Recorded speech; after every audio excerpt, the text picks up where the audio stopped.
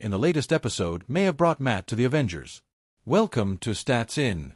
If you're just joining us, please subscribe and don't forget to turn on notifications bell for more video. The 5th episode of Daredevil, Born Again, is basically a bottle episode with little to no contribution to the ongoing storyline. Wilson Fisk is completely absent from this episode, and Matt Murdock gives a tease on getting back to his vigilante days with not much moral confusion. No wonder they released 2 episodes this week. The Disney Plus show Daredevil, Born Again is largely a sequel to the Netflix series and only has some references to the MCU. However, the latest episode just had its biggest reference to the larger storyline with a mention about Kamala Khan, aka Ms. Marvel. Her father, Yusuf Khan, is a large part of the show's latest episode 5. Daredevil has mostly been a street-level hero, and I was quite happy to not see multiversal or cosmic shenanigans in the MCU after a long time. Spidey is battling the multiverse now, so Daredevil and Wilson Fisk make a great street-level rivalry in the MCU. However, Kevin Feige's decision to drop this Avengers hint is disappointing. Yusuf Khan also gives one important hint that gave Daredevil, Born Again, the most direct connection to the MCU to date. While talking about his daughter and her adventures, Khan says that Kamala has gone to California to meet some friends.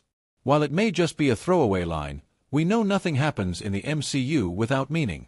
One of the most important parts of the episode is obviously the cameo from Yusuf Khan, the father of Ms. Marvel Kamala Khan.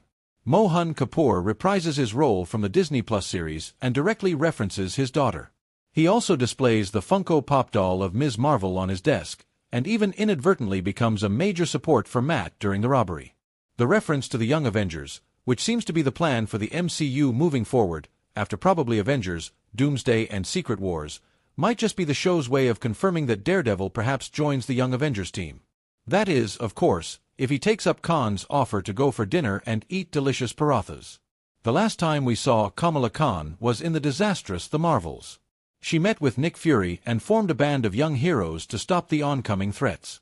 She already managed to convince Kate Bishop to join the team, and Cassie Lang was said to be in San Francisco, giving the California line a lot more meaning. Matt Murdock's characterization works best when he is fighting for justice on 2 fronts. And while there can be an interdimensional court of justice that he can lawyer around at, Daredevil being taken out of street-level heroism and joining the Young Avengers is not something that sits well with me. There are plenty of other heroes who can do that. Daredevil works best when he is alone. He does his best and often fails, but his grounded reality is where he feels right at home, and anything world-ending will make him stick out like a sore thumb. I hope the Young Avengers reference is just a wink-wink nudge-nudge from Kevin Feige and is not actually part of his grand plan. Matt Murdock has not really been the guy who works well with a team, at least as Daredevil. Sure, there have been partners and helpers, who seem to keep dying, and of course, there are the Defenders. But I love it when he handles street-level antagonists like Bullseye or Kingpin.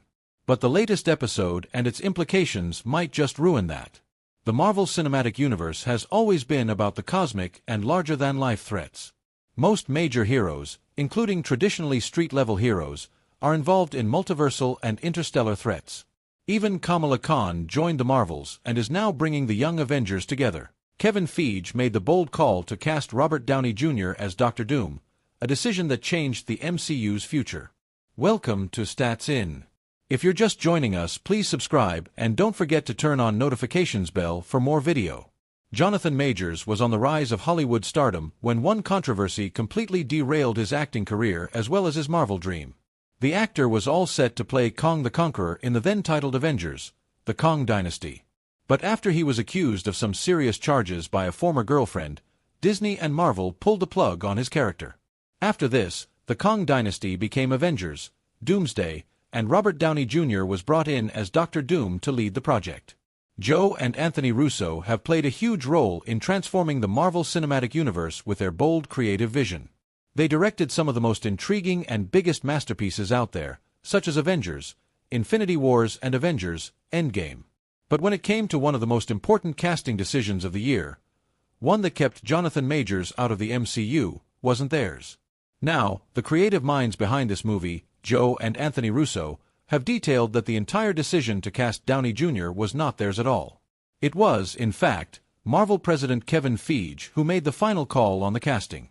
Given that Downey had been the face of the MCU for over a decade playing Tony Stark/Iron Man, but after his character's death in Avengers Endgame, he wanted to reintroduce him in a new way. This was the idea that ultimately shaped the next phase of the Marvel movies, namely Avengers, Doomsday and Avengers, Secret Wars. In an interview via Omelette, the duo set the record straight and added that it was actually Kevin Feige who made the final call on casting Robert Downey Jr. as the new villain Dr. Doom. On the other hand, while fans were happy about this news, others felt a tinge of sadness for Majors as well. After his charges were eventually dropped, the damage to his career was already done, and he had lost one of the biggest opportunities of his life. In an interview via The Hollywood Reporter, apart from making some really shocking revelations, he also added that he is trying to look forward to other opportunities and reading scripts as well. In the midst of this, his movie magazine Dreams was recently released, and only time will tell whether the audience liked his comeback or not. Robert Downey Jr. is all set to bring the antagonist Dr. Doom to the big screens alongside the direction of the Russo brothers. And if the famous directors are to be believed, no other actor could have been a perfect choice for the role apart from him. While casting Downey not as Iron Man but as Doom sparked a lot of debate online, the brothers are pretty happy with the choice. Hence, they should have brought a fresh face rather than a returning star. Actors such as Cillian Murphy, Christoph Waltz, and Nikolai Coster-Waldau were the front-runners in this and could have embodied the role with the gravitas it deserved. In an interview via The Times, they made it clear that in their eyes, no one but Downey could play the role of Victor Von Doom. Anthony Russo added that he cannot explain how they will bring in his transition from Iron Man to Doom as, it's part of the story. But he also said that, nobody in the world could play this character the way he's about to. While their confidence is definitely unwavering, fans have a different take on their response altogether. Many believe that Dr. Doom as a character is quite complex and formidable. Others believe that given his last role as Tony Stark, some might not be able to separate him from his iconic character. While there are a lot of opinions running wild on social media, only time will tell whether Robert Downey Jr.'s Dr. Doom managed to grab the attention of the audience or not. Marvel has an event problem. The franchise has managed to drive itself into the ground by positioning itself with narratives that are focused on events. Welcome to Stats In. If you're just joining us, please subscribe and don't forget to turn on notifications bell for more video. Kevin Feige has made a lot of money off of the model that allowed him to do films like Avengers, Endgame and Infinity War, and that model itself has come to bite him at the most crucial moment of the MCU's history. Marvel films and comics might need to gear up to take on DC in 2025 with a new creative direction. This focus on crossover events, especially in the wake of films like Avengers, Endgame, seems to have hit Marvel in the worst way possible. DC has a very clear advantage in the film side of things, with crossover events not being that big a part of their stories. However, Marvel can still have its day in the sun, even if DC is bringing out the big guns. As DC gears up to bring out the big guns with Superman this year, Marvel finds itself in a very tumultuous position at the box office. Thunderbolts, The Fantastic Four, First Steps, and Captain America, Brave New World have all very shoddy chances at breaking even at the box office, as fans are more concerned with events like Avengers, Secret War and Avengers, Doomsday. Be it Captain America, Brave New World, or The Fantastic Four, First Steps, 2025 seems to be stacked for Marvel Studios. However, the slate, except for maybe Daredevil, Born Again, simply does not seem to have the star power to carry the projects for the mainstream audience. While crossover events might have ruined Marvel, whether it be films or comics, there is one way in which Marvel can actually deliver great standalone films, and ironically, it has already been done in films like Spider-Man, Homecoming and Thor, Love and Thunder. The idea that Marvel can run with is having